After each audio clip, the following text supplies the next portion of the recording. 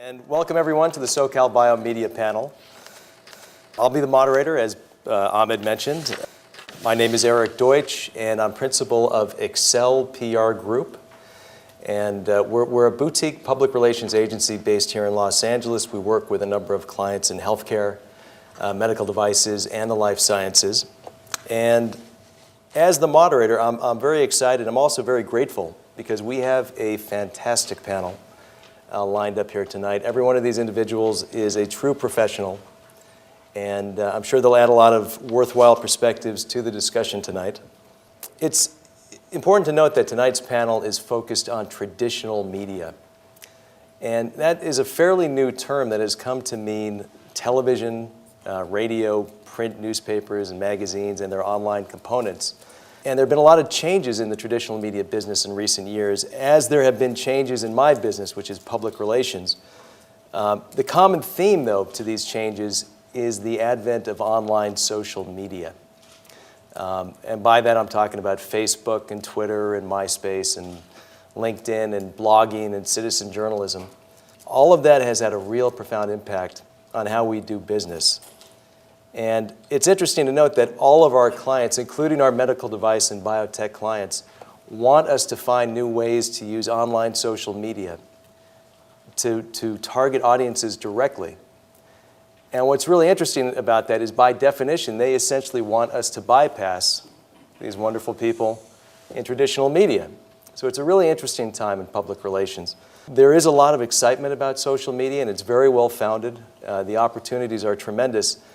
But what often gets overlooked amid all the excitement is the fact that there is absolutely no substitute for publicity in the traditional media, especially for companies in industries like biotech and medical devices. So it's really important to keep that in mind. Now, from a show of hands, how many people here have actually dealt directly with the media, whether in terms of being interviewed or doing what I do, pitching media? That's quite a few. Okay. Well, for all of you who have a little bit of experience, as well as for those of you who maybe have never done it before, I think you're going to definitely enjoy our introduction tonight. And the introduction is from Mark Bernheimer, who's at the far end of the panel. And Mark is a little bit different from the other panelists in that he does not currently work in the media. Now, he did spend most of his life there. And most recently, he was a correspondent with CNN in the LA Bureau.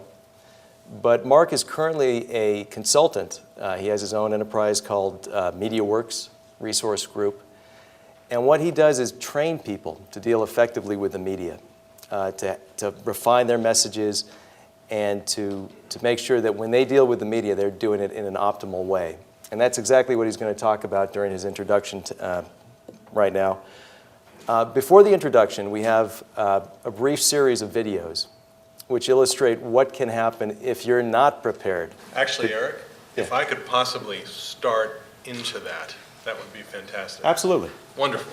Absolutely. So, Mark Bernheimer, everybody.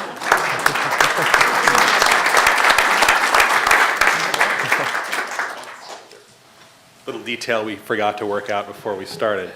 I'm sorry, I spaced during the whole introduction thing. Could we do that one more time, starting with this table? Speaking of introductions, I think it would be remiss if I didn't point out that the only one among you who managed to work your company's URL into your elevator pitch was also the only person in this room who I have media trained. Right over there. As a former journalist and current media consultant, I sort of find myself in a kind of purgatory. During the course of my day-to-day routine, I'm just as likely to find myself fiercely defending the media as I am cautioning my clients to beware of them. And that is because there's a lot of misunderstanding surrounding reporters and what they do for a living. Reporters are not looking for scandal and controversy and dirt. They are looking for a story. And it just so happens that many good stories contain a lot of scandal and controversy and dirt, but not all the time. Here's something else a good story contains: an inherent opportunity for you, the interviewee. It's an opportunity to deliver your messages to stockholders, to your partners, your customers, even regulators. During an interview, the reporter is not your audience. A reporter is just a conduit to your ultimate audience, which of course is the public. And many people, for some reason, seem to forget that. The reporter is the conduit, not the ultimate audience. The most important lesson that I share with my clients is that a news interview is not a Q&A session. It feels that way, it's structured that way, but if you approach a news interview in a purely reactive posture, you're going to let the reporter get everything they probably need out of the encounter, and you're probably not going to get anything that you need. And it's impossible to be proactive, to approach a news interview with the right mentality if you're not prepared. So to Eric's point earlier, we do have a couple of videos to show you tonight that demonstrate together the crucial importance of preparedness. This is not a media training session today. It's a panel. But I will tell you one thing. The second of those 3 clips is one that I use in every one of my training sessions, and it has helped me develop what I think is a proprietary media training concept in all the world called the 10 Commandments Principle. The 10 Commandments Principle states that if you are a congressman whose only real distinction is that you would like to see the 10 Commandments put in public buildings, do you think you ought to know what the 10 Commandments are? Not necessarily because somebody like Stephen Colbert, a comedian, not a reporter, is going to ask you to enumerate them, but because it's hard to make a compelling point to support your messages if you don't know what you're talking about. Okay?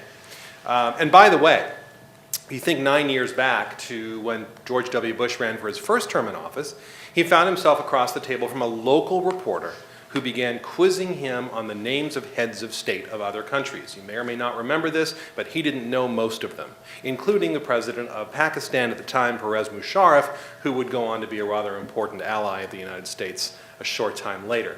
So knowing what you're talking about is pretty important. If you don't, there's no amount of media training. There are no panels like this in the world that are going to help you when you deal with reporters. And these, of course, were pretty extreme examples. Only one of them was a bona fide news interview. But taken in aggregate, I think they make a pretty good case for the importance of being prepared in general. A news interview carries with it hazards, responsibilities, and tremendous opportunities. And the work you do before a news interview will determine whether you end up looking like that or whether you master your interview. And that work begins tonight. So, without any further delay, I do want to turn it over back to Eric and the distinguished panel for, I think, what could be a tremendous opportunity for everybody in the room, an opportunity to learn more about the journalists who cover your industry so that you can work together in ways which will help everyone. Thanks.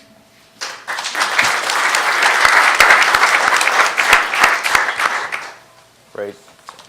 Mark, I think you took my Oh, did I take you your took notes? my notes. Yeah.